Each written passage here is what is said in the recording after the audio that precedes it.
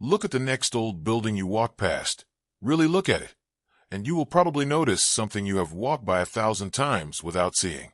Down near the pavement, sitting almost at ankle height, there is usually a small window. It sits low, half sunk into the ground, peering up through an iron grate or a thin strip of exposed dirt.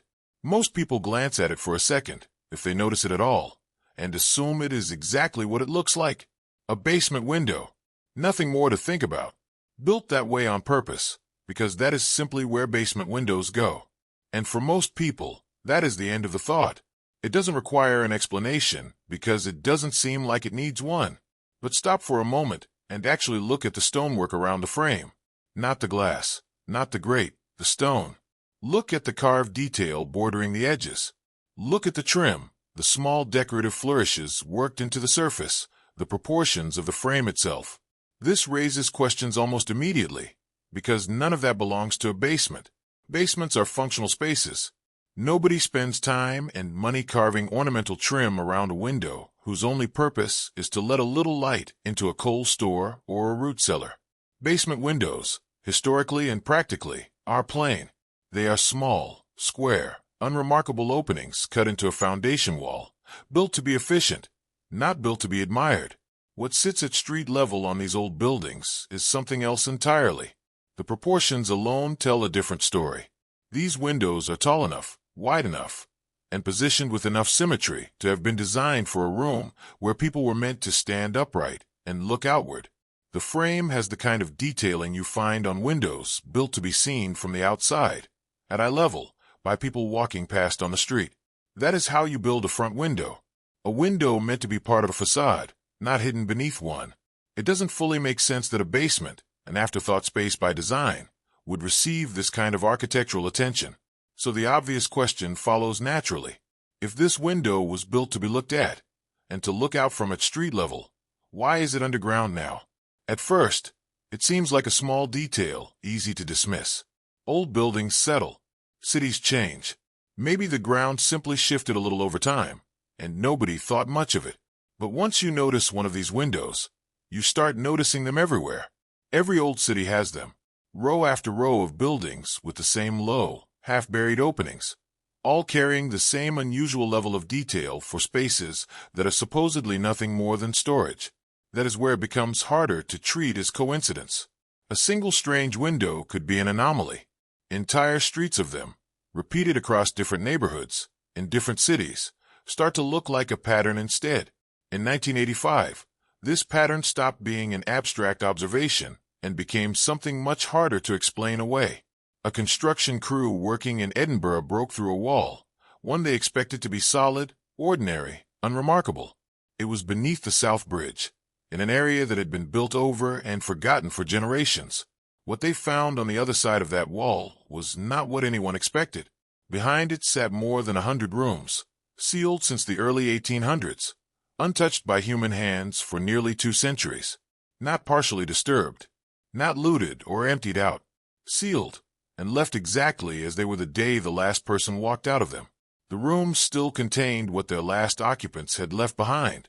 Toys, small and worn, the kind children leave scattered on a floor without thinking twice. Medicine bottles, some still intact, sitting on shelves or half buried in dust. Ceramic plates stacked the way someone would stack them after a meal, waiting to be washed. Clay pipes, buttons, all the small, ordinary debris of daily life.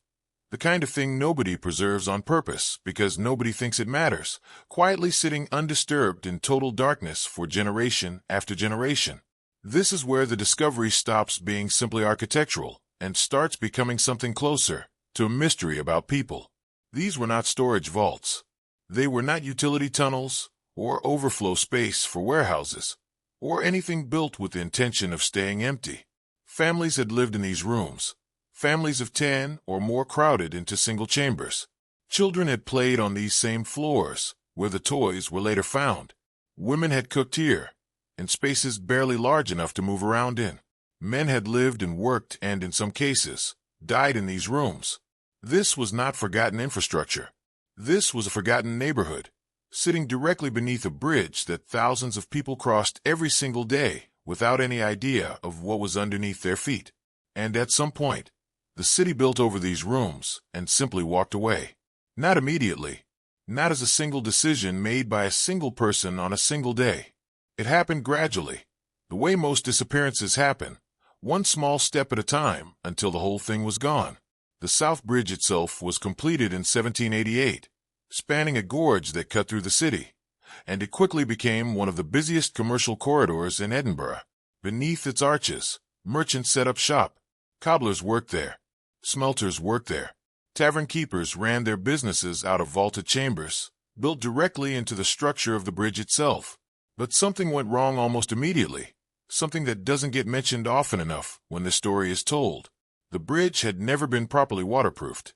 Within a decade of its completion, water began seeping through the stonework, slowly at first, then steadily. The workshops beneath the arches began to flood. Businesses that had set up there, expecting a viable commercial space, were forced to move out one by one.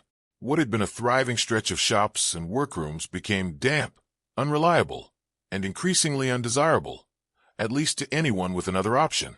By the 1820s, the people who moved into these spaces were the ones with no other option.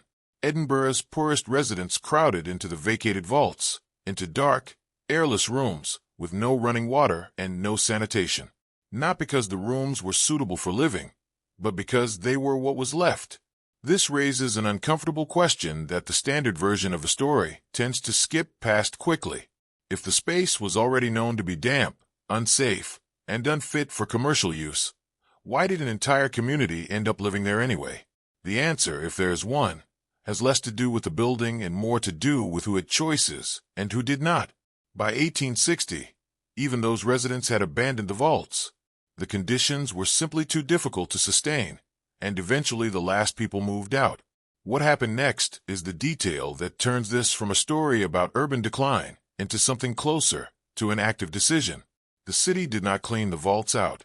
It did not repurpose them. It filled them with rubble, deliberately, to discourage squatters from moving back in. And within a single generation, roughly the span of one lifetime, nobody above ground remembered that these rooms had ever existed at all. That is worth sitting with for a moment, because it doesn't fully add up on its own. 125 years of complete forgetting, not partial memory, not a vague local rumor about something odd beneath the bridge, but total, city-wide forgetting, until a construction crew accidentally broke through a wall and found the plates still stacked exactly where they had been left, the toys still scattered across the floor, an entire layer of ordinary human life still waiting undisturbed in the dark. How does an entire neighborhood, one that existed for decades and housed real families with real names, simply vanish from collective memory that completely? Some might say this is simply how forgetting works when a physical space disappears from daily view, out of sight, out of mind, and eventually out of memory entirely.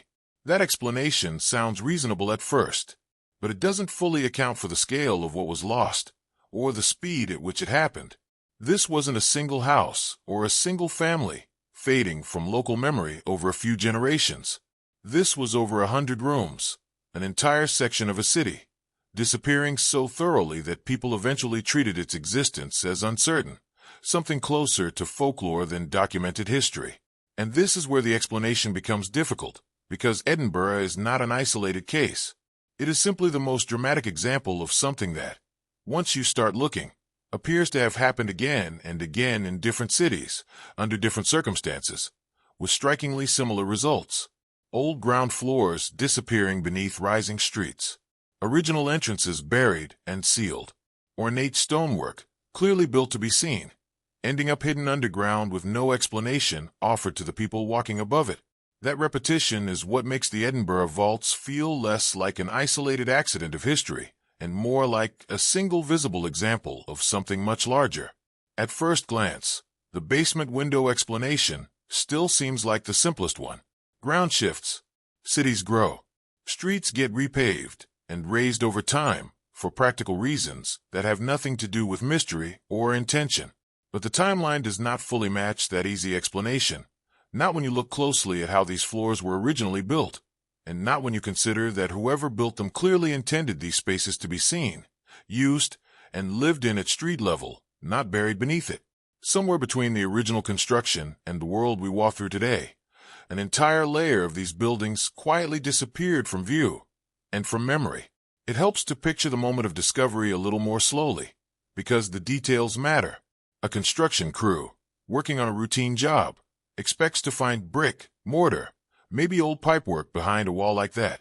What they do not expect is a room, then another room, then a corridor connecting to more rooms beyond it, extending further than a single flashlight beam could comfortably follow. There is a particular kind of silence in a space like that, the kind that comes from air that has not moved in generations, from dust that has settled so completely it no longer shifts with a footstep the way fresh dust does. Nobody walking into that space needed to be told it was old.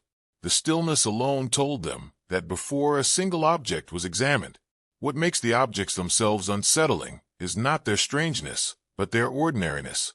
A toy left mid-play, a stack of plates left mid-chore. These are not dramatic artifacts. They are the leftovers of an unremarkable Tuesday, frozen in place for nearly 200 years. That detail sounds minor at first, until you consider what it actually implies. Whoever left that room did not leave in a slow, planned, orderly way, carefully packing up a life before moving elsewhere. The objects suggest something closer to an ordinary departure that simply never resumed. People left, expecting, perhaps, to come back, or not thinking about it at all, and the door behind them was eventually filled with rubble instead of ever being reopened. This is where the explanation becomes difficult in a different way, because city records from this period were not sparse. Edinburgh, like most growing cities of the era, kept detailed municipal records, tax rolls, property surveys, council minutes. Cities that could document the width of a drainage pipe rarely failed to document a demolition or a formal decision to seal off part of a bridge. And yet the vaults themselves appear to have slipped through that documentation almost entirely.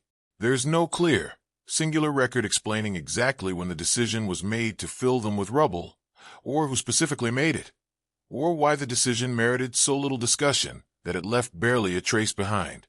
Some believe this is simply the ordinary gap of incomplete record-keeping, the kind every historical archive has somewhere, a routine loss, with nothing sinister behind it.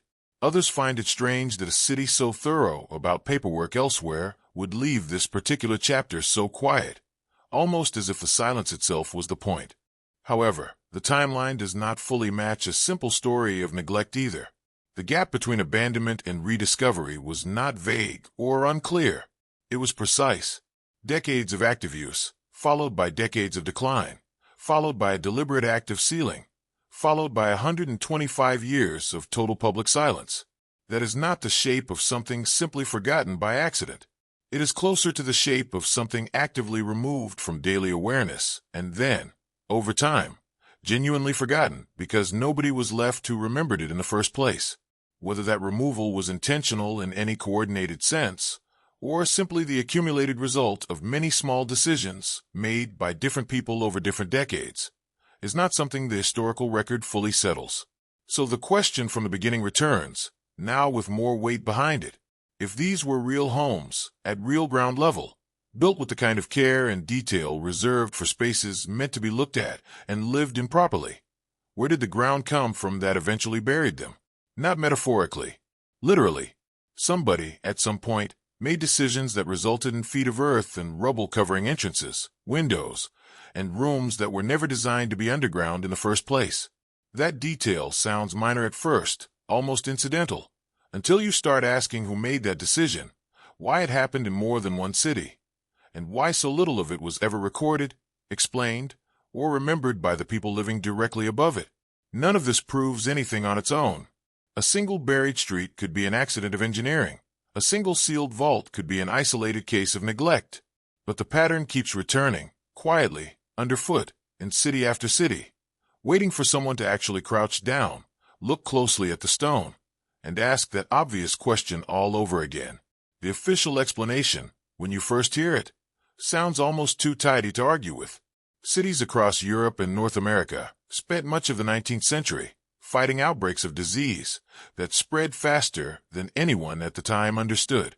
Cholera in particular moved through crowded streets with a speed that seemed almost unnatural to people who had no concept of waterborne bacteria. In Chicago alone, during the summer of 1854, close to 6% of the entire population died within a single season. That is not a slow decline. That is a city losing thousands of people in a matter of weeks, with no clear cause visible to the people living through it. Across the Atlantic, England's 1848 epidemic was worse still, killing roughly 60,000 people before it finally burned itself out. These were not isolated tragedies. They were recurring, citywide catastrophes, and something had to be done. Investigators at the time eventually traced much of the problem back to something surprisingly simple: water. Standing water in the streets. Poor drainage that left waste pooling in low points around the city. Sewage that ran openly along gutters, sometimes crossing paths with the very water supplies people relied on for drinking. Once that connection was understood, the solution engineers proposed was straightforward in theory, even if it was enormous in practice. Raise the street level. Install proper sewer systems underneath the new grade. Separate waste from clean water permanently, so the two systems never touched again. On paper, it is the kind of solution that makes sense immediately. You do not need a medical degree to understand why keeping sewage away from drinking water might save lives. Chicago is often cited as the boldest example of this kind of engineering response. In 1855, the city began an effort that still sounds almost unbelievable today. Entire blocks, buildings included, were mechanically raised using jackscrews, sometimes by several feet, so that new sewer infrastructure could be built beneath them. Hotels stayed open during the process. People kept living and working inside buildings that were being lifted, floor by floor, while business continued as usual above. It is one of the more remarkable engineering feats of the era, and it is very well documented. Seattle followed a similar path decades later, after a fire in 1889 destroyed much of its downtown. Rather than rebuild the original grade, the city took the opportunity to raise entire blocks by as much as 22 feet, burying the old ground floors in the process and creating new streets above them. Edinburgh's story fits into this same general pattern, at least on the surface. As the city modernized through the 1800s, new infrastructure went in above older structures, and areas that had once been at street level ended up buried beneath newer construction. Officially, this was simply public health engineering, carried out at a moment when cities across two continents were making similar decisions for similar reasons. Streets rose. Sewer systems went in below them. Disease rates fell in the years that followed, at least in cities that made these changes early and thoroughly. This is well-documented history, supported by municipal records, engineering reports, and public health statistics that survived the period in reasonably good condition. By most reasonable measures, the plan worked. And here's the part that makes this explanation hard to dismiss outright. It is true. Not exaggerated, not fabricated, not a cover story invented after the fact to explain something stranger. The disease outbreaks were real. The engineering solutions were real. The public health improvements that followed were real and measurable. If someone wanted a complete, defensible answer for why old ground floors ended up underground in multiple cities, this is a solid one to reach for. It has documentation behind it. It has a clear cause and a clear, logical response. It is the kind of explanation that satisfies most people the moment they hear it, and there's nothing wrong with that instinct. But as far as it goes, is doing a lot of quiet work in that sentence, and it is worth slowing down to notice exactly where the explanation stops answering the questions it seems to answer. Raising a street to accommodate a new sewer system is one thing. It explains why a road might sit higher than it used to. It explains why an old doorway might now open onto a wall of brick instead of open air. What it does not fully explain on its own is why the spaces beneath that new street level were often left completely intact, furnished, and occupied looking, rather than cleared out and filled in as part of the same engineering project. If the goal was purely functional, sealing a wall with fresh rubble to support a new roadway, why would toys, dishes, tools, and personal belongings often be left exactly where they sat, untouched, rather than removed during the very same construction effort that buried them? This is where the explanation becomes difficult in a specific and narrow way, not a sweeping one. Nobody is arguing that the disease crisis was invented, or that the engineering response was some kind of elaborate excuse. The question is narrower than that. It is about timing, sequence, and thoroughness. Did the raising of these streets happen as a single, well-documented public works decision, discussed openly in council records and covered by contemporary newspapers, the way major infrastructure projects usually were at the time? Or did it happen more gradually, in pieces, through smaller decisions made by different people over different years, each one reasonable on its own, but adding up to something that was never fully explained as a single coordinated act? At first, the standard explanation seems to answer this cleanly enough. Cities grow, records get consolidated, and large infrastructure projects sometimes get discussed in fragments across many separate meetings rather than one tidy announcement. That is a normal feature of how municipal bureaucracy works, then and now. But there's a problem when you look closely at the actual pacing of events in places like Edinburgh. The vaults beneath South Bridge were not abandoned and sealed in one clean motion, tied directly to a specific sewer project. They went through an extended period of commercial use, then a long stretch of decline, as flooding made them unsuitable for shops, then a further period where the city's poorest residents moved in and lived there for decades. Only after all of that did the sealing happen. That is not the shape of a single engineering decision executed efficiently in response to a health crisis. That is the shape of something with several distinct phases, spread out across the better part of a century. However, the disease timeline does not fully match the slower unfolding either. The worst cholera outbreaks that are usually cited as the justification for raising streets happened primarily in the 1840s and 50s. Edinburgh's vaults were not finally cleared and abandoned until 1860, and even then, they were not immediately built over as part of a documented sewer project. They were filled with rubble, largely to prevent people from moving back in, and only became fully forgotten in the decades that followed. If the primary motivation was disease prevention tied to a specific outbreak, the gap between the crisis and the sealing becomes harder to line up neatly. Some believe this delay is simply a normal feature of large municipal projects, which often take years or decades to fully execute even after the initial motivation has passed. Others find the gap strange enough that it invites a second look. That detail sounds minor at first, a matter of a few years here or there in municipal record keeping, until it is examined more closely against the patterns seen in other cities. Chicago's street raising, by contrast, is documented in enormous detail, with clear timelines, named engineers, specific construction methods, and direct connections drawn between the outbreaks and the response. Seattle's post-fire regrading is similarly well recorded, tied directly to a single catastrophic event with a clear before and after. Edinburgh's vaults do not follow that same clean documentary trail. The record is patchier, more scattered, and in places simply silent on exactly why certain decisions were made and by whom. This does not prove anything sinister on its own. Records get lost. Decisions made by minor officials do not always survive in written form the way major public projects do. But this is where it becomes unclear whether the disease explanation is the whole story, or simply the most convenient part of a longer, messier one. Public health absolutely played a role in reshaping cities during this period. That much is not in dispute. What remains genuinely uncertain is whether disease prevention alone accounts for the specific pattern of ornate, clearly livable spaces being left intact and buried, rather than simply demolished and rebuilt as new engineering projects typically required. Sewer construction usually involves tearing out old structures to make way for new pipework, not carefully sealing existing rooms behind new walls while their contents remain undisturbed inside. That distinction matters, and it is one the standard explanation tends to pass over quickly. It also raises a smaller, quieter question that rarely gets asked directly. If these spaces were simply being sealed off as an unavoidable side effect of raising the street above them, why weren't they at least documented before the rubble went in? Cities that were meticulous enough to track drainage widths, property boundaries, and construction costs down to small sums of money did not typically forget to record something as significant as sealing off more than 100 inhabited rooms beneath a major public bridge. And yet, when historians later went looking for a clear, singular account of that specific decision, they found remarkably little.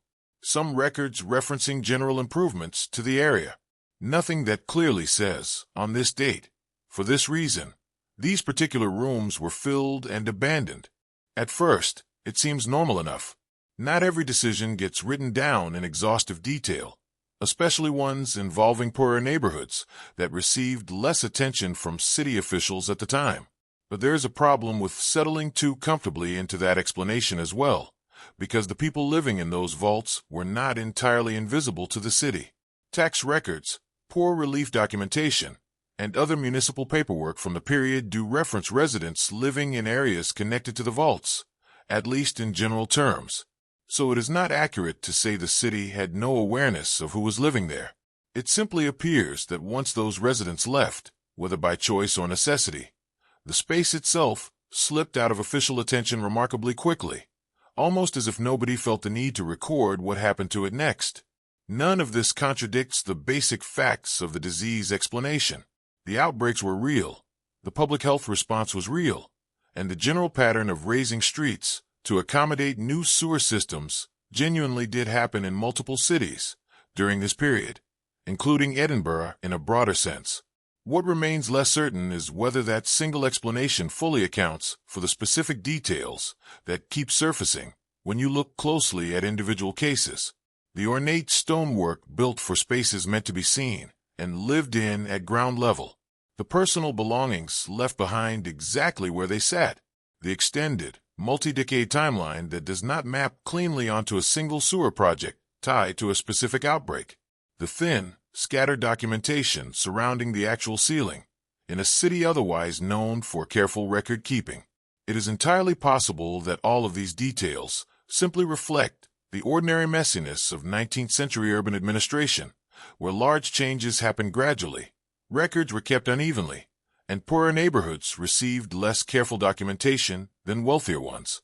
That is a reasonable, unremarkable explanation, and it may well be the correct one. But it does not fully close every gap in the story, and it does not answer, with complete confidence, why the specific pattern of buried, furnished, undocumented rooms shows up again and again in different cities, under circumstances that only partially align with the clean, well-documented disease response usually offered as the full answer. Here is the first real problem with the tidy version of this story. If the entire purpose of raising these streets was engineering and sanitation, a practical response to a public health crisis, then once that crisis passed, the buried floors should have become irrelevant leftovers of a solved problem. Nobody should have cared much about them one way or another. And yet what actually happened in city after city was something stranger than simple indifference. These spaces were not demolished. They were not reused. They were not properly documented for future reference. Instead, they were packed with rubble, sealed behind new walls, and left exactly as they were, as if someone wanted them to disappear rather than simply become obsolete. In Edinburgh, this pattern is especially clear once you look past the general summary and into the specific details. The vaults beneath South Bridge were not torn down as part of any organized demolition project. They were filled with loose rubble and debris, then effectively abandoned. That is a very particular kind of action. Demolition removes a structure entirely, clearing the way for something new to be built in its place. Filling a space with rubble does something different. It blocks access without eliminating what is inside. It is closer to locking a door than removing it, and that distinction matters more than it might seem at first, because it suggests the goal was not to erase the space physically, but simply to make sure nobody could easily get back into it. Seattle offers a similar pattern, though the details differ slightly. After the fire of 1889 led the city to raise its streets by as much as 22 feet in places, the original ground-level storefronts did not vanish immediately. They remained standing, tucked beneath the new grade, still structurally intact. For years, some residents and business owners continued using narrow ladders and hidden passageways to move between the old level and the new one. But by 1907, city officials formally condemned these lower spaces and had them locked behind gates, not destroyed, not filled in completely, the way Edinburgh's vaults were, simply locked and left largely untouched for almost 60 years afterward. 60 years is a long time for supposedly obsolete infrastructure to sit quietly behind a locked gate rather than being either reclaimed or removed. Bristol presents perhaps the strangest version of this same pattern. An entire Victorian street, complete with shop fronts, was buried so thoroughly during the city's later redevelopment that, within a few generations, most residents had no idea it had ever existed. By the 1990s, when fragments of this street resurfaced during unrelated construction work, it had drifted into something closer to local legend than documented history. People spoke of it the way you might speak of an urban myth, something a drunk friend once claimed to have stumbled into late at night, not a real, physical place that had genuinely existed within living architectural memory. That kind of forgetting does not usually happen to something that was simply engineered over for practical reasons. It happens to something that slipped quietly out of public conversation and was never actively kept alive in memory by anyone with the authority or interest to do so. This raises a fairly direct question. If the goal really was sanitation, and nothing more, sealing these spaces and then walking away from them permanently does not fully explain itself.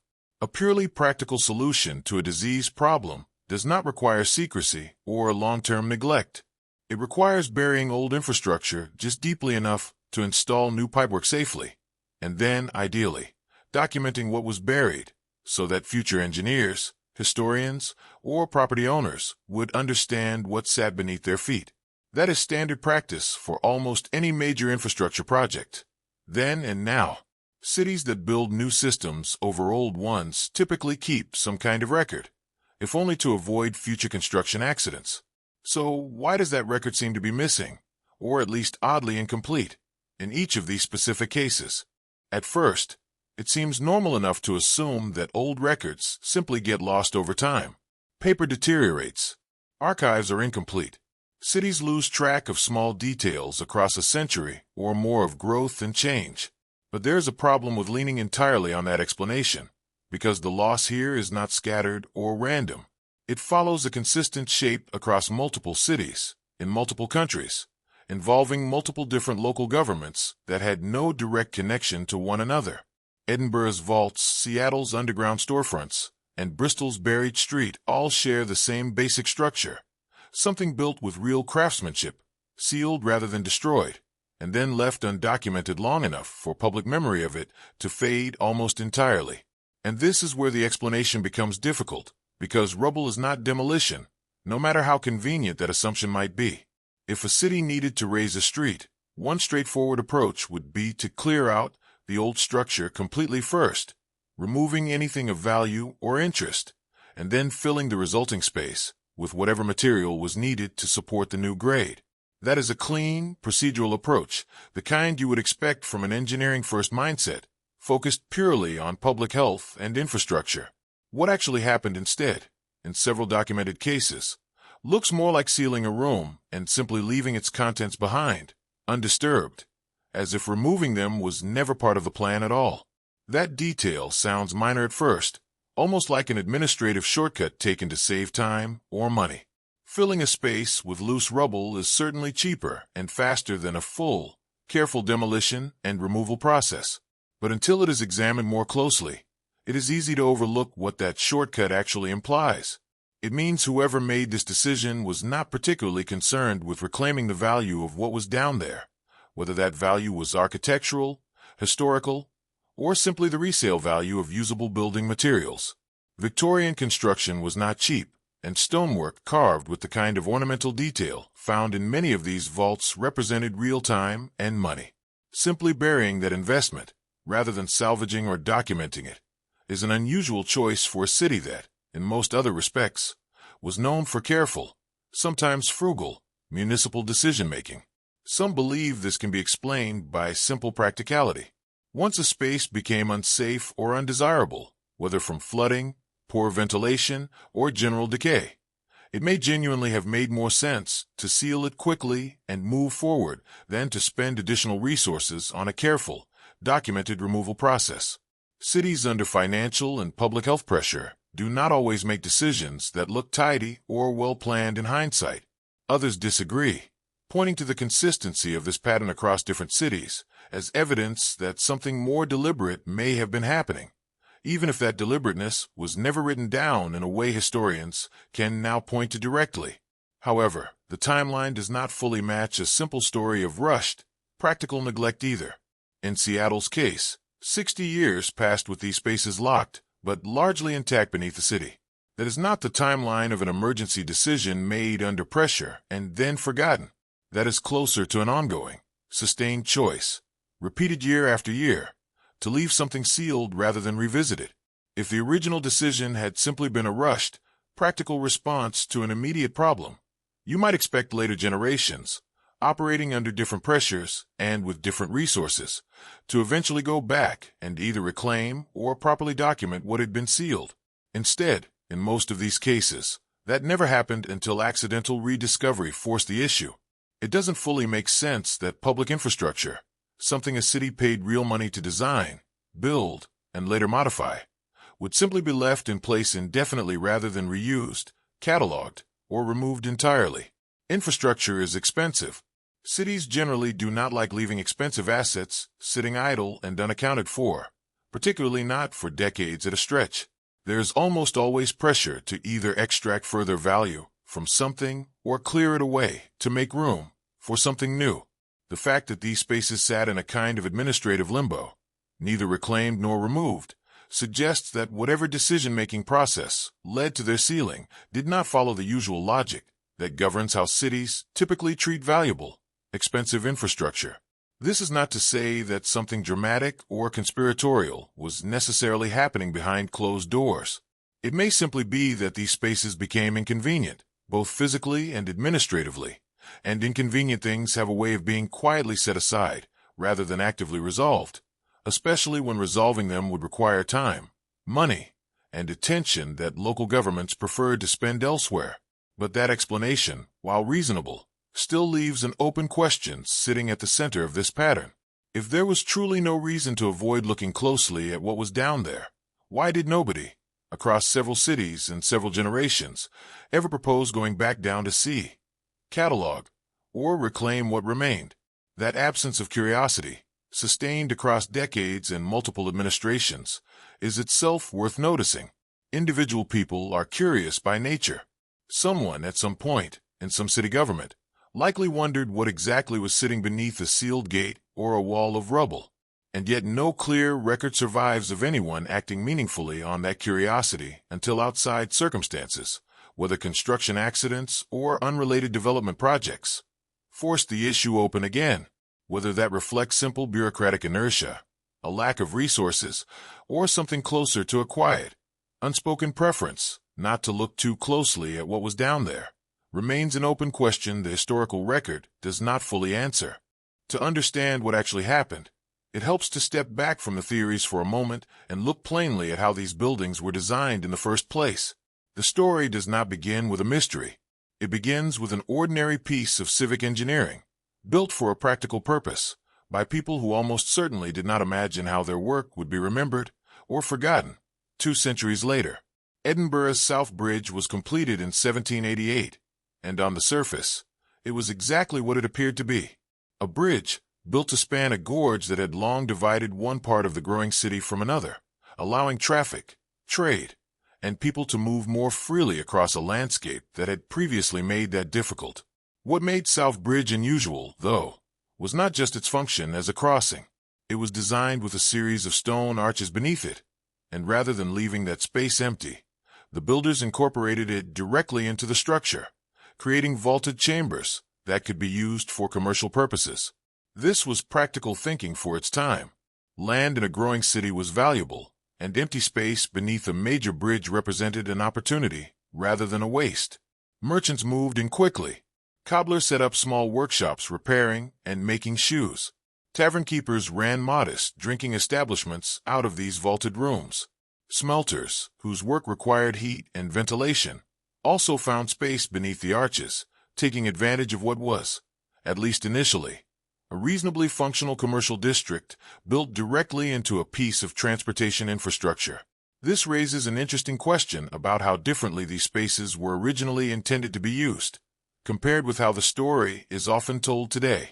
These were not always the dark, forgotten chambers people imagine when they picture the Edinburgh vaults. In the beginning, they were active, occupied, commercially viable spaces, filled with the ordinary noise and activity of small businesses trying to make a living in a busy part of the city. Whatever happened later to change that reputation happened gradually, and for reasons that had less to do with any deliberate plan and more to do with the basic construction failure. That failure was waterproofing, or rather, the lack of it. The bridge itself had never been properly sealed against water, and within roughly a decade of its completion, that oversight began to show. Water started seeping steadily through the stonework above, dripping down into the vaulted spaces below. At first, this was likely a minor nuisance, the kind of problem a business owner might tolerate for a while, hoping it would improve or at least stay manageable.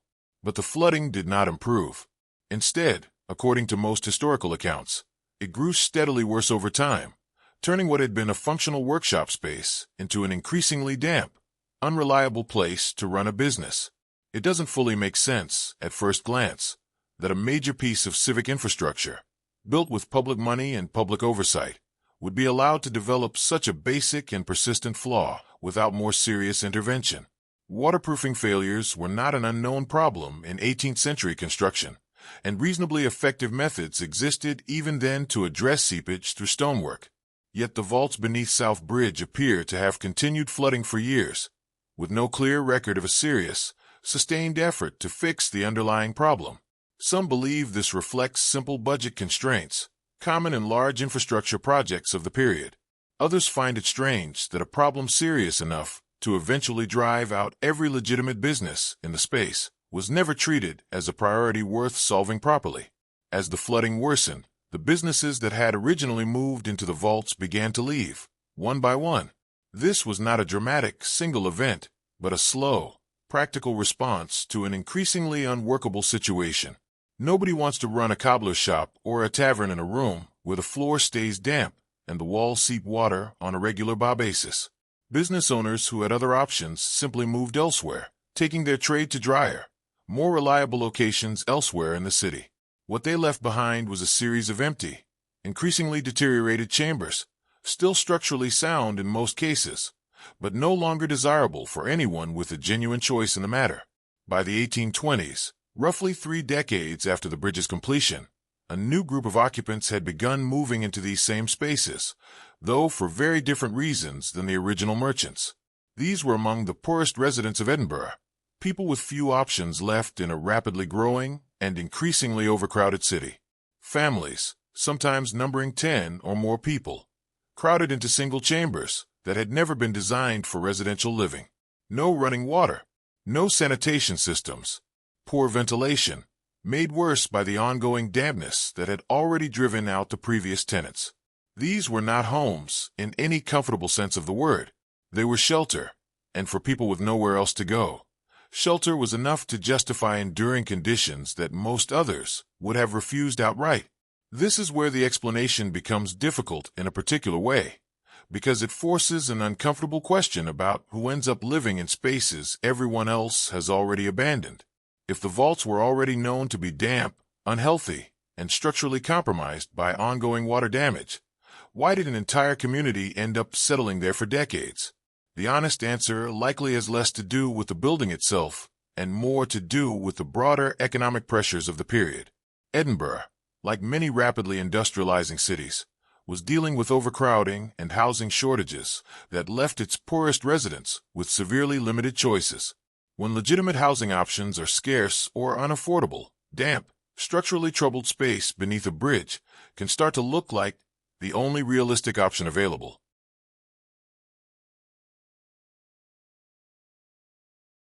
By 1860, even this population had left the vaults, bringing to a close roughly 7 decades of continuous use, first commercial, then residential, all beneath a bridge that thousands of people walked and rode across every single day without any real awareness of what was happening in the space beneath their feet. Once the last residents moved out, the city made the decision to fill the vaults with rubble. The stated purpose, as far as the historical record suggests, was straightforward: to prevent squatters from moving back in and reoccupying spaces that were now considered unsafe and undesirable. That detail sounds minor at first, a simple, practical security measure, but it is worth remembering what this actually meant in physical terms. The rooms were not cleared out. They were filled in, with whatever belongings, tools, and remnants of daily life still remained inside them, left exactly where they sat. Within a single generation, roughly the span of one adult lifetime, nobody above ground appears to have retained any clear, working memory that these rooms had ever existed at all. That is a remarkably fast pace of forgetting for something that had been continuously occupied, in one way or another, for close to 70 years. However, the timeline does not fully match a simple story of natural forgetting either. 70 years of active use, spanning multiple generations of both merchants and residents, does not typically vanish from a city's collective memory within 20 or 30 years, unless something about the process actively discouraged people from remembering or talking about what had been there. To understand why this pattern might have taken hold so completely, it helps to look at a broader architectural detail that is easy to overlook, but which turns out to matter a great deal to this story. Georgian and Victorian townhouses, built throughout this same general period across Britain and much of Europe, followed a very consistent design pattern when it came to ground floors and semi-basements. These lower levels were built specifically for household staff and service functions. Kitchens, where meals were prepared, often over open fires or early stoves. Sculleries, used for washing dishes and food preparation tasks considered too messy for the main household. Coal cellars, storing the fuel that heated the home throughout the year. Laundry rooms, where the physically demanding work of washing and drying clothes took place, often in cramped, poorly ventilated conditions. The family that owned the home, by contrast, lived above, on the upper floors, in rooms that received natural daylight, better ventilation, and considerably more architectural attention and decoration. This was not an accident of design. It reflected the clear social hierarchy of the period, quite literally built into the physical structure of the home itself.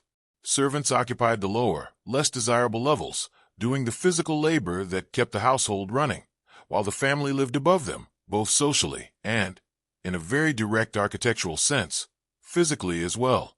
That detail matters more than it might initially seem, and it is worth holding on to as this investigation continues, because it is about to come back into the story in a more direct way. If entire cities followed this same basic architectural logic, building service and utility spaces below street level as a matter of routine design, it raises a genuinely useful question about how much of what we now call buried basements or forgotten vaults were originally intended to be lower status, working spaces from the very beginning, rather than true ground-level rooms that were later buried by unrelated engineering projects. Some of what gets buried, in other words, may not have needed much external burying at all. It may have already been designed, quite deliberately, to sit just below the world the wealthier residents actually inhabited. Once you start looking at this pattern city by city, rather than treating Edinburgh as an isolated case, the same basic contradictions keep resurfacing in places that have no obvious connection to one another. London offers one of the clearest examples, and it is remarkable mainly because of how easy it is to find, hiding in plain sight for anyone who happens to look down at the right moment. At the corner of Charing Cross Road and Old Compton Street, in the middle of one of the busiest parts of the city, there is an ordinary traffic island. Thousands of people cross near it every day without giving it a second glance. Set into that traffic island is a metal grate, the kind most pedestrians would walk past without noticing at all. If you do stop and look down through that grate, though, you can still see a tiled sign, weathered by more than a century of exposure, reading Little Compton Street. This was not a symbolic name or a piece of decorative ironwork. It was a real, functioning road, connecting two genuine neighborhoods, with its own address, its own residents, and its own daily life. Maps from the 1790s confirm this clearly, showing Little Compton Street as an established route linking two parts of London that people actually used to move between. Historical records even mention a working pub located right on its corner, presumably serving the same kind of regular customers you would expect from any small London street of that era. In 1896, As London modernized parts of this district and raised the surrounding streets to a new grade, Little Compton Street was buried beneath the new level. This detail sounds minor at first, a routine part of 19th century urban redevelopment, similar to what happened in dozens of other cities during the same general period. But there is a problem worth pausing on here. Nobody, as far as existing records show, marked its disappearance in any formal way. There was no public plaque acknowledging the closure of a real, previously functioning street. No clear announcement, no ceremonial closing, nothing beyond a quiet decision to simply build over it and move forward as though it had never existed in the first place. That absence of documentation raises a fairly direct question. If London was capable of installing tiled street signs, formally naming its roads, and keeping detailed maps precise enough to still be useful more than 2 centuries later, why would the same city fail to leave any clear record explaining why, or exactly when it chose to permanently erase one of those roads from daily use? Some believe this is simply how minor streets were treated during large redevelopment projects, folded quietly into broader improvement plans without requiring individual explanation. Others find it strange that a road significant enough to have its own pub, its own tiled signage, and its own place on official maps would be allowed to vanish with so little acknowledgement. At first, it seems normal enough. Cities absorb small streets into larger redevelopment projects all the time, and not every minor road gets its own dedicated historical record. But there's a problem with settling too quickly into that explanation, because Little Compton Street is not an isolated, forgettable case. It sat directly beneath one of the busiest, most heavily documented parts of London, an area that has been meticulously mapped, surveyed, and written about across multiple centuries. If any part of the city should have retained a clear record of exactly why a real street was buried, this is precisely the kind of high-profile, well-documented area where you would expect that record to survive. And this is where the explanation becomes difficult, because London is far from the only city showing this exact pattern. St. Petersburg offers a strikingly similar case, though it comes from an entirely different country, a different century of construction, and a different set of political circumstances. Several administrative buildings dating back to the 1700s in St. Petersburg still show ornate, carefully detailed ground floor facades, the kind of stonework clearly designed to be seen and admired by people walking past at street level. That architectural detail alone tells you something about original intent. Nobody spent that kind of craftsmanship on a wall meant to sit quietly underground, unseen by anyone. However, the timeline does not fully match a simple story of gradual, natural ground shift in this case either. In several documented instances, researchers examining these buildings have found sealed original doorways sitting several feet below the current street entrances. These are not vague, uncertain traces requiring specialized interpretation. They are clearly built doorways, complete with recognizable architectural framing, discovered well beneath the level where people currently walk in and out of these same buildings.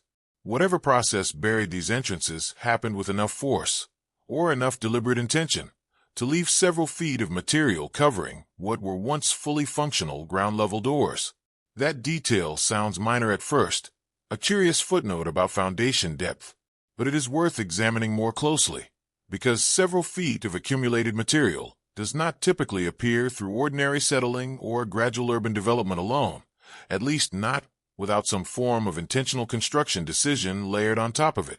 This raises a genuinely open question about exactly how and why these entrances ended up buried so significantly, and why no clear, easily accessible record explains the specific decision behind it.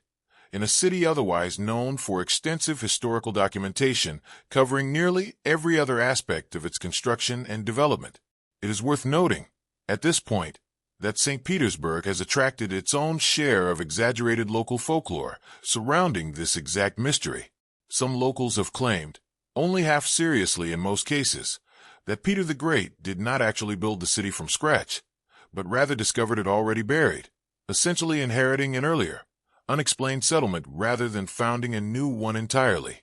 That specific claim is almost certainly false, and it does not hold up under any serious historical scrutiny.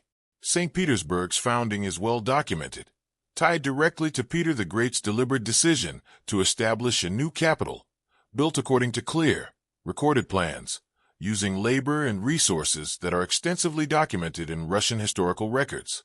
But it is worth being careful here about separating an exaggerated claim from the genuine physical evidence that apparently helped inspire it in the first place. The specific idea that the city was found already built and buried does not survive serious examination. However, the underlying physical evidence, the sealed original doorways, the ornate stonework clearly built for ground-level visibility, the several feet of unexplained burial depth, is real, and it has been documented by researchers with no particular interest in promoting unusual theories. This is where it becomes genuinely unclear how much of the surrounding folklore grew directly out of legitimate physical observations, later stretched into a far more dramatic explanation than the evidence actually supports. That distinction matters quite a bit here, because it would be a mistake to dismiss the entire pattern simply because one exaggerated local legend attached itself to it. The core physical evidence in St. Petersburg, sealed entrances and buried ornate facades, matches remarkably closely with what has already been documented in Edinburgh, in Seattle, in Bristol, and now in London as well. Different cities, different centuries in some cases, different cultural and political contexts entirely, and yet the same basic physical signature keeps appearing. Ground-level architecture, clearly built with the intention of being seen and used at street level, later found buried beneath layers that were never adequately explained through any single comprehensive historical record. Some might argue this simply reflects how differently ground level was defined and measured across different eras of urban construction, without requiring any single unifying explanation connecting these cities together. That is certainly possible, and it remains a reasonable position to hold. Others disagree, pointing out that the consistency of this specific pattern, ornate street-facing architecture, later buried without clear documentation, appears too frequently, and in too many otherwise well-documented cities, to be dismissed purely as unrelated coincidence in each individual case. It doesn't fully make sense that cities capable of producing detailed maps, formal street signage, and extensive architectural records would simultaneously fail, again and again, to clearly document the specific reasoning behind burying so many of their own original street-level spaces. Record-keeping generally does not disappear selectively, city by city, only around this one particular category of urban change, unless something about this specific type of decision made it less likely to be recorded clearly in the first place. What that something might have been remains genuinely unclear, and the growing list of cities showing this same pattern only makes the question harder to set aside as a simple historical accident. By this point, the list is no longer small enough to treat as a handful of unrelated curiosities. Edinburgh, Seattle, Bristol, London, St. Petersburg, 5 cities spread across 3 separate continents, each with its own government, its own culture, its own reasons for building and rebuilding the way it did. And yet all 5 of these cases fall within roughly the same 50-year window of history, give or take a few decades on either end. That alone is worth sitting with for a moment. These are not 5 isolated events scattered randomly across 400 years of urban history. They cluster together, tightly, in a period when cities across the industrialized world were rapidly growing, rapidly modernizing, and apparently, in city after city, arriving at strikingly similar solutions involving buried ground floors and sealed original entrances. And these 5, as documented as they are, appear to be only the most visible, most thoroughly recorded cases. Once you start looking for this pattern specifically, rather than encountering it by accident, more examples begin to surface in cities that rarely get mentioned in the same breath as Edinburgh's famous vaults. Paris offers one of the largest and most dramatic examples, though it tends to be remembered for entirely different reasons. During the 1860s, under the direction of Georges Haussmann, much of central Paris underwent a massive, deliberate renovation. Entire medieval quarters, dense with narrow, winding streets that had existed for centuries, were torn through and rebuilt according to new, wider boulevards and, crucially, new elevations. This renovation is usually remembered today for its dramatic transformation of Paris into the wide, elegant boulevard city recognized around the world, a triumph of urban planning credited with modernizing a medieval city into something resembling the Paris people visit today. Less frequently discussed is what happened to the older layers of the city that existed before this renovation began. As new elevations were established across large sections of the city, older ground levels, older building foundations, and older street layouts were, in many documented instances, built over rather than fully removed. This raises a fairly direct question that rarely gets asked in most popular accounts of Haussmann's work. How much of pre-renovation Paris still exists, quietly intact, beneath the elegant boulevards that replaced it? And how thoroughly was any of that older layer actually documented before being sealed beneath the new city? Portland, on the American side of the Atlantic, offers a different but related example, one that has become somewhat better known in recent decades through organized tours of what locals now call the Portland Underground, or sometimes the Shanghai Tunnels. Beneath the modern streets of Portland's older districts sits a network of underground passages and rooms, connected to what were once ground-level storefronts and business spaces before the city raised its streets. Unlike Edinburgh's vaults, Portland's underground district has at least become something of an open, acknowledged part of local history and tourism. But the underlying pattern is the same one appearing everywhere else on this list. Ground-level spaces, deliberately built for street-level use, ended up buried beneath the newly raised street grade, and much of what happened during that transition remains only partially documented, filled in more by local legend and tour guide narration than by clear, verified municipal records. Atlanta presents yet another example, tied to a specific piece of infrastructure that is at least reasonably well documented, even if the details surrounding it remain incomplete in places. In the early 1900s, the city constructed a viaduct system designed to separate street-level traffic from the increasingly busy and dangerous railroad lines running through downtown Atlanta. As part of this project, city streets were raised significantly to pass safely over the rail lines below. What had previously been ground-level storefronts, entrances, and business spaces ended up buried beneath this new, elevated street grade, similar in structure to what happened in Seattle decades earlier on the opposite side of the country.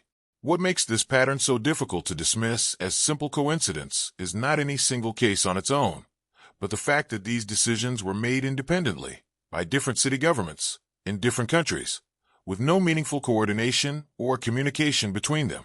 Edinburgh's city council in the mid-1800s had no direct working relationship with Seattle's post-fire planning committee decades later. Neither had any connection to the officials overseeing Haussmann's renovation of Paris, or the engineers responsible for Atlanta's viaduct system, or the administrators managing London's late 19th century street improvements. These were separate governments, separate cultures, separate engineering traditions, often operating with limited awareness of what other cities on other continents were doing at the same time.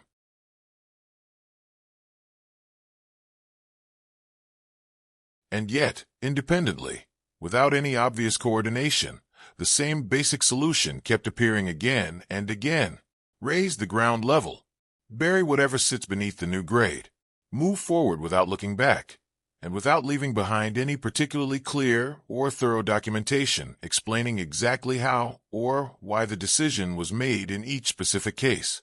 Some believe this consistency simply reflects a natural, logical convergence, the kind that happens whenever different groups of engineers face similar practical problems using similar available technology and materials during roughly the same period of industrial history. Given comparable challenges, comparable tools, and comparable public health pressures, it may not be surprising that different cities arrived at broadly similar solutions, even without direct communication between them.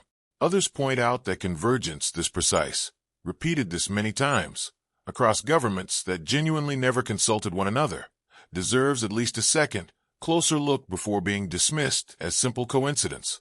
It is one thing for different cities to independently discover that raising a street can solve certain drainage and sanitation problems. That much genuinely could happen through parallel, unconnected engineering logic. It is another thing entirely for each of those cities to also independently choose the same specific method of dealing with whatever sat beneath the new grade. Not careful excavation, not thorough documentation, not eventual reclamation, but permanent sealing, followed by decades, sometimes generations, of official silence surrounding exactly what remained buried below. What makes this particular detail harder to dismiss than the initial engineering decisions themselves is what happened, or rather did not happen, in the decades and generations that followed. None of these buried levels were ever excavated afterward as a matter of routine civic maintenance or historical interest. Not in Edinburgh, not in Seattle, not in Bristol, not in the other cities where this pattern has since been documented. That absence becomes especially strange once you consider how much time actually passed in each case, and how significantly technology and available resources changed during that time. By the mid-20th century, most of these cities possessed far more advanced engineering technology than existed when these spaces were originally sealed. Excavation, structural assessment, and safe underground access had all become significantly easier, safer, and more affordable than they had been a century earlier. Financial resources, in many of these same cities, had also grown considerably, particularly as tourism began to place real economic value on preserved historical sites. Cities that once struggled to fund basic infrastructure improvements later found themselves investing substantial money into promoting and preserving far less remarkable historical attractions than an entire buried layer of ground-level, occupied 19th century architecture would represent.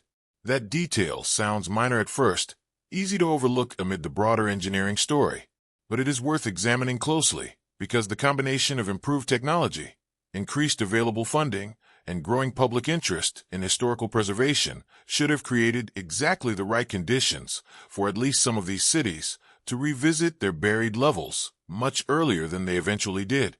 Instead, in nearly every documented case, rediscovery happened by accident, a construction crew breaking through an unexpected wall, an unrelated development project stumbling onto sealed rooms nobody was actively searching for.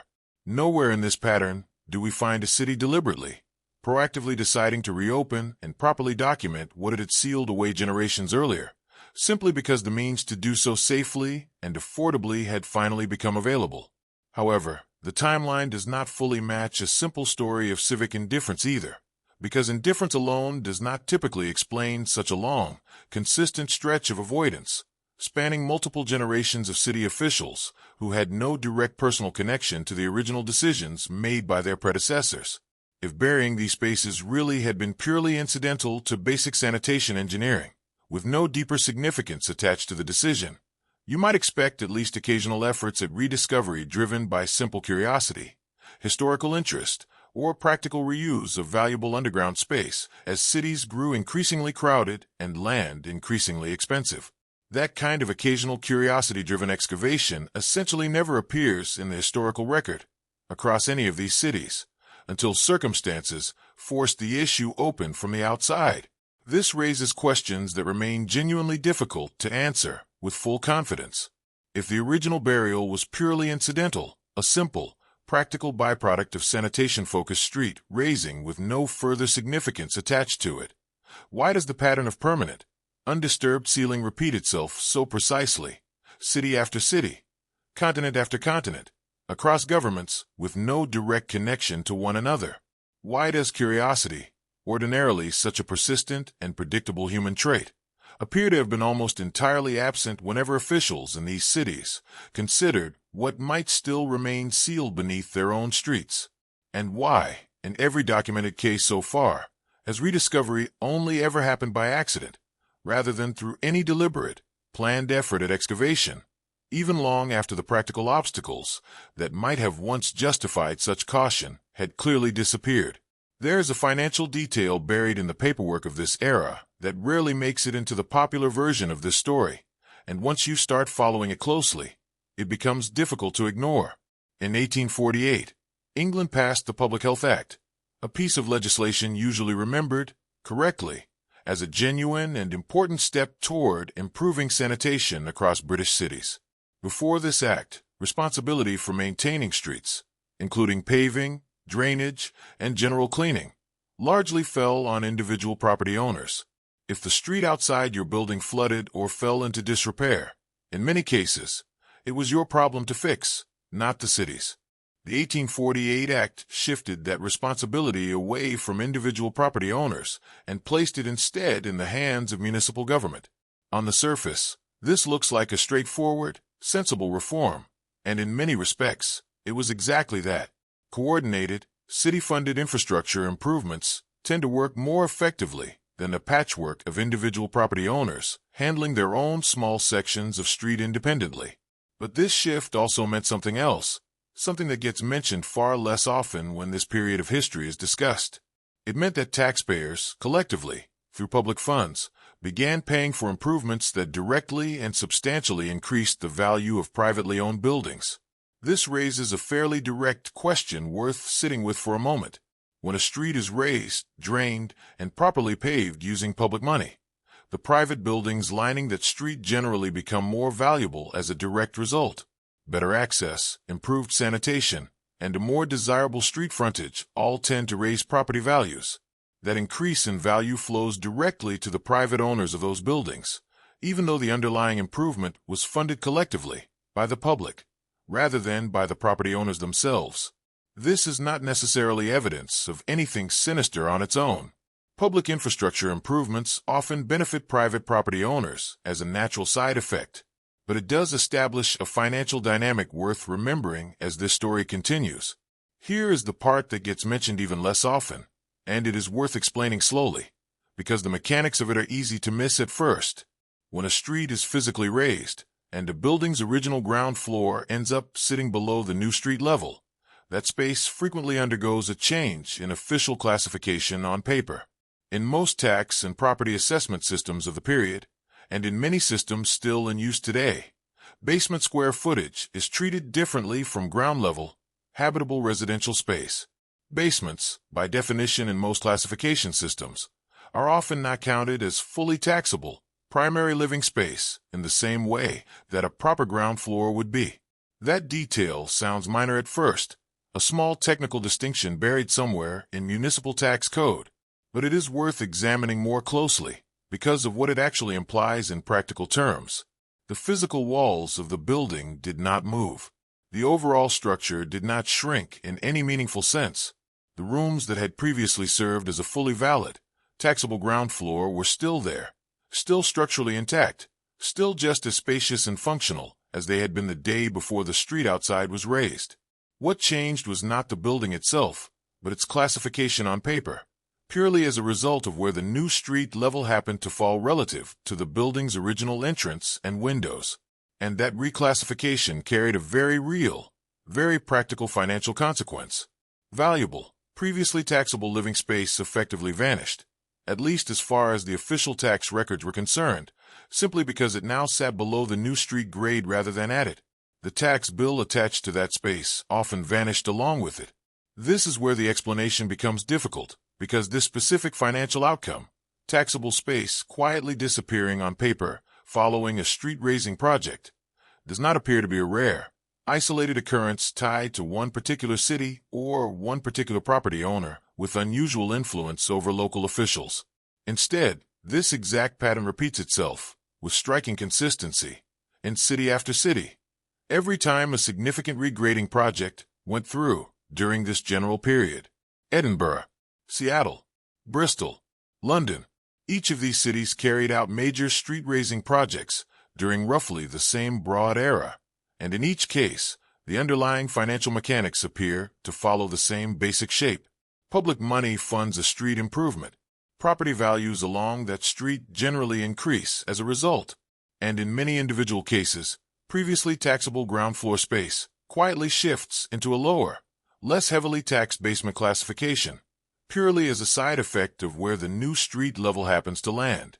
It doesn't fully make sense that a pattern this specific, and this consistently financially advantageous for private property owners, would occur repeatedly across multiple cities, multiple countries, and multiple decades, purely by coincidence, with absolutely nobody at the time noticing or acting on the financial incentive involved. Property owners in this period were not naive about tax classifications or property values. These were, in many cases, sophisticated business people who understood exactly how local tax systems worked, and who had every reason to pay close attention to anything that might reduce their annual tax obligations while leaving the underlying value of their property fully intact. Some believe this pattern simply reflects an unintended, purely administrative side effect of how property tax systems happened to be structured during this period, with no deliberate coordination or intentional exploitation involved on anyone's part. Tax codes written decades earlier, before large-scale street raising became common, may simply not have anticipated this specific scenario, leaving a gap that property owners benefited from passively, without actively engineering the outcome themselves. That is certainly a reasonable, non-dramatic explanation, and it may well account for at least part of what happened in many individual cases. Others disagree, or at least remain unconvinced that passive coincidence fully explains the consistency of this pattern. If the financial benefit was as clear and as repeatable as the historical tax records suggest, it becomes harder to believe that property owners, local officials, and the broader business community surrounding these major infrastructure projects never made the connection at the time, particularly given how directly and immediately the benefit applied to their own personal finances. People in this period were not unfamiliar with self-interest, and property owners in growing, increasingly valuable industrial cities had every reason to track changes to their own tax obligations extremely closely. However, the available historical record does not fully settle this question either way, and that gap is itself worth acknowledging honestly rather than glossing over.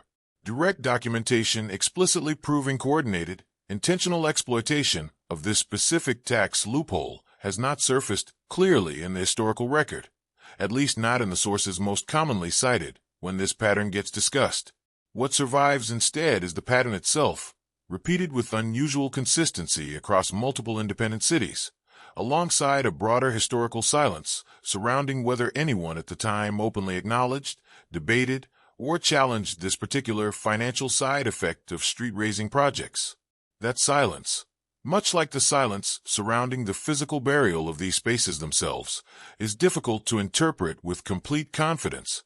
It may simply reflect ordinary, unremarkable gaps in historical record-keeping, the kind that exist around countless minor administrative details from this period, most of which genuinely were unremarkable and unworthy of extensive documentation at the time.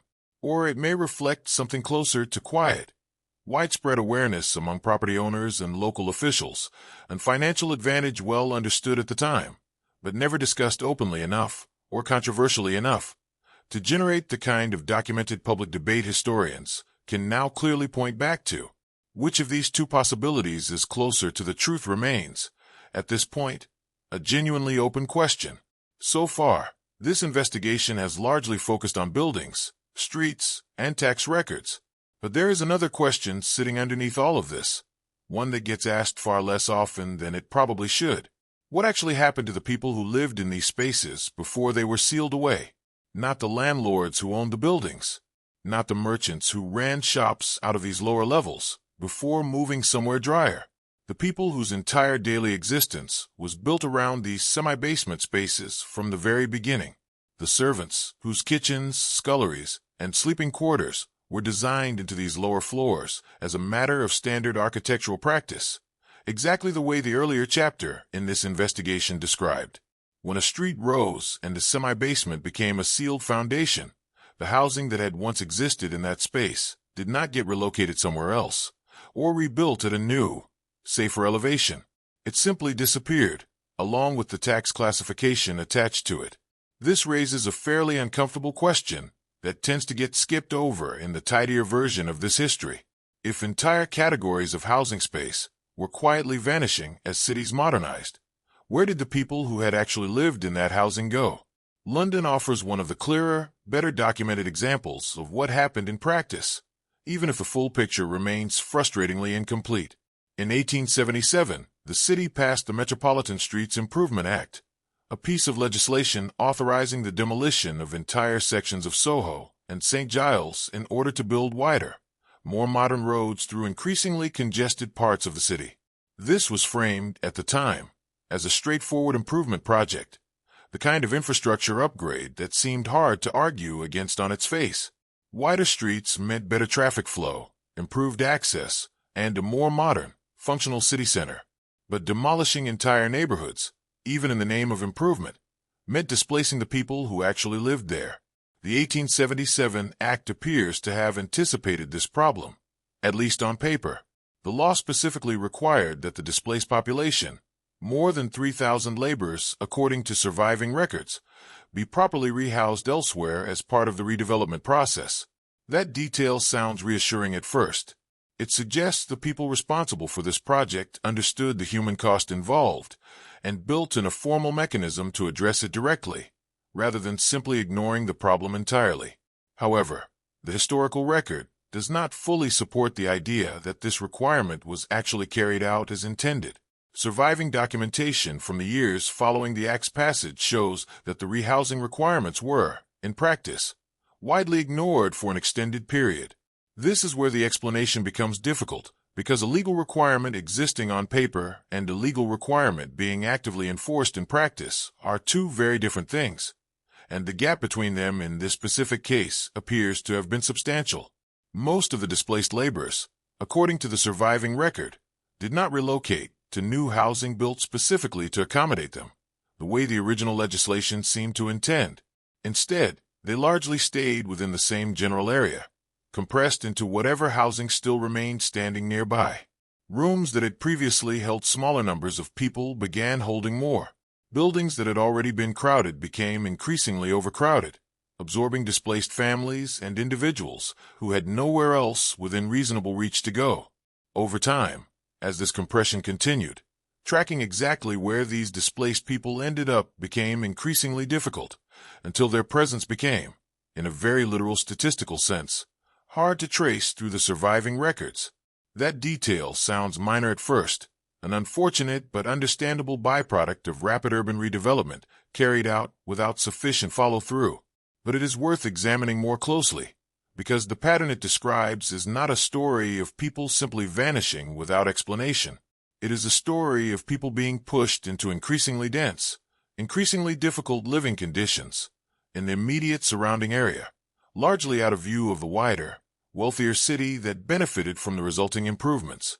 Streets got wider, traffic flowed more easily, property values along the newly improved roads rose accordingly, generating exactly the kind of financial benefit for property owners described in the earlier discussion of tax classifications and street-raising projects.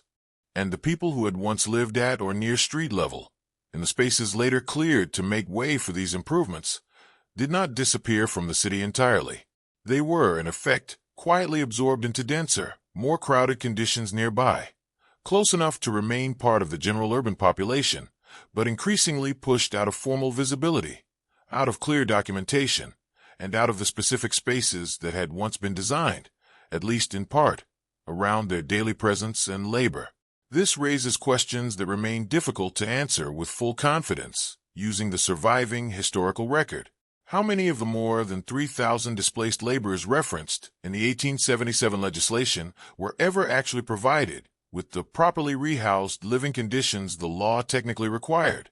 What specific mechanisms, if any, existed to hold local officials accountable when those requirements went unmet for years at a stretch? And why does this gap between legal requirement and actual practice appear to have drawn so little formal challenge or documented objection at the time, given that the law itself clearly acknowledged the problem was serious enough to require a dedicated solution?